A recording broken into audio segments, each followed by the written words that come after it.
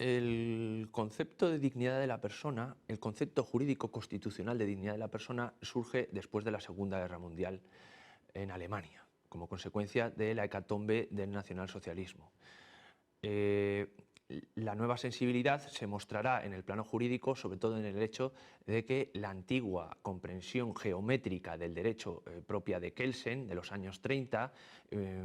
va a quedar de alguna forma en entredicho y van a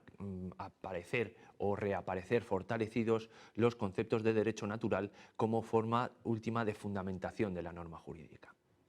En este contexto, la Ley Fundamental Alemana de 1949 va a reconocer el concepto de dignidad de la persona en su artículo primero, diciendo que efectivamente la dignidad del hombre es intangible, respetarla y protegerla es obligación de todos los poderes públicos, lo cual se traduce en un deber del Estado, en primer lugar, de proteger la dignidad de la persona, pero como después reconocería el Tribunal Constitucional Federal alemán en su sentencia de 19 de diciembre de 1951, también en un deber del Estado de intentar que también los particulares traten de respetar la dignidad del hombre. Este reto de crear un concepto constitucional definido de dignidad de la persona como pauta y base de todo el ordenamiento jurídico va a ser también asumido después por otros países europeos, entre los cuales también se encuentra España en su Constitución de 1978, que va a reconocer en el artículo 10.1 también la dignidad de la persona como base de todo el orden político, como base de toda la paz social. Pues bien, a efectos de dotar el concepto jurídico de dignidad de la persona de mayor sentido y de mayor coherencia, se le relaciona con otros conceptos constitucionales, particularmente, en primer lugar, con lo que se viene a denominar la imagen constitucional del hombre, es decir, entendiendo el hombre por principio como la base de la actuación de todo el Estado, o entendiendo, como diría entre nosotros Castán,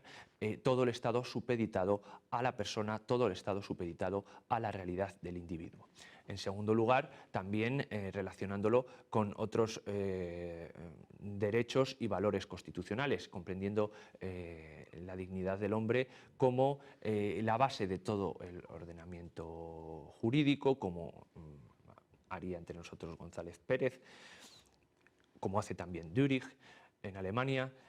comprendiendo la dignidad de la persona como la raíz de todos los derechos fundamentales, como hace Enders en Alemania, y comprendiendo también, de alguna forma, la dignidad como la justificación de otras obligaciones del Estado, particularmente de los derechos sociales, particularmente de los derechos prestacionales a los que está obligado a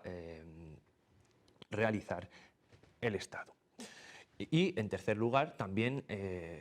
comprendiendo algunos actos que particularmente se comprenden como atentatorios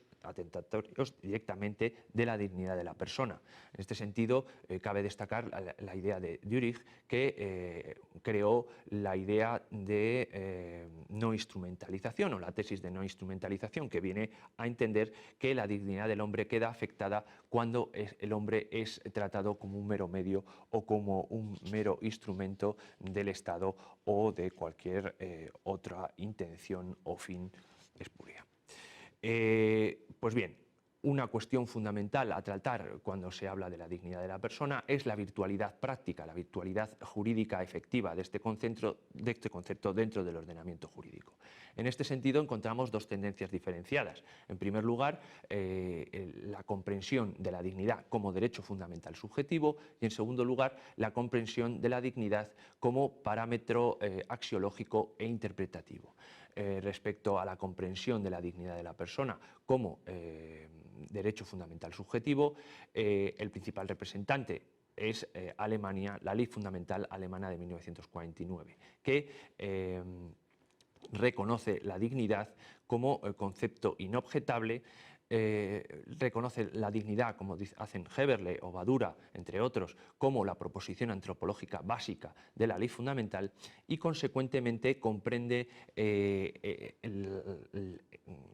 también en base de que el concepto de dignidad de la persona se comprende en la sección primera de la ley fundamental referida a los derechos fundamentales, se comprende, como digo, como derecho fundamental subjetivo invocable incluso ante el Tribunal Constitucional Federal alemán a través de amparo. Es decir, goza del máximo techo de garantía jurídica reconocido dentro del ordenamiento jurídico alemán.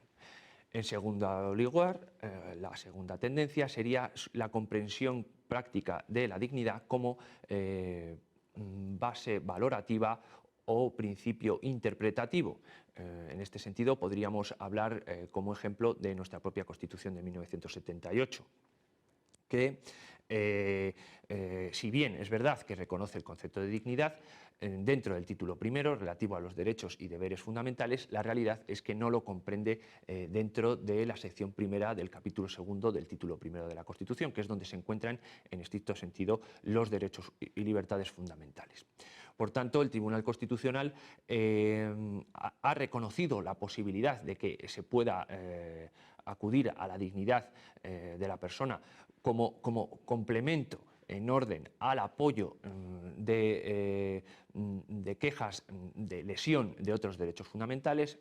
así la sentencia del Tribunal 57/1994, pero no permite que un recurso de amparo se pueda presentar solo y exclusivamente sobre la base de una lesión de la dignidad. Véase así, por ejemplo, el auto del Tribunal Constitucional 149/1999. Por tanto, como digo, no se puede presentar una queja por amparo ante el Tribunal Constitucional Español, a diferencia del caso alemán, solamente sobre la base de una lesión de dignidad. El Tribunal Constitucional en esta tesitura ha tratado de explicar cuál es el efecto práctico de este concepto, y en este sentido podemos destacar algunas sentencias. Por ejemplo, la sentencia del Tribunal Constitucional 53/1985, donde nos viene a decir que la dignidad de la persona se comprende como un mínimo invulnerable que todo estatuto jurídico debe preservar, de tal manera que sean unos u otros los límites que se puedan realizar en los derechos individuales de una persona no puedan conllevar menosprecio que en cuanto ser humano merece dicha persona. Por otro lado, asimismo, el Tribunal Constitucional viene a entender que de alguna forma el concepto de dignidad de la persona es un concepto parejo a los derechos fundamentales que abre posibilidades en orden a nuevas problemáticas o nuevas complejidades que se puedan ir sucediendo. En este sentido, podríamos destacar, por ejemplo, la sentencia del Tribunal Constitucional 107/1995, en la cual, a través precisamente del concepto de dignidad de la persona, deviene el concepto de mínimo vital, es decir, la prohibición de ejecución del patrimonio básico de un individuo necesario para tener una mínima calidad de vida o una calidad de vida acorde al concepto de dignidad de la persona.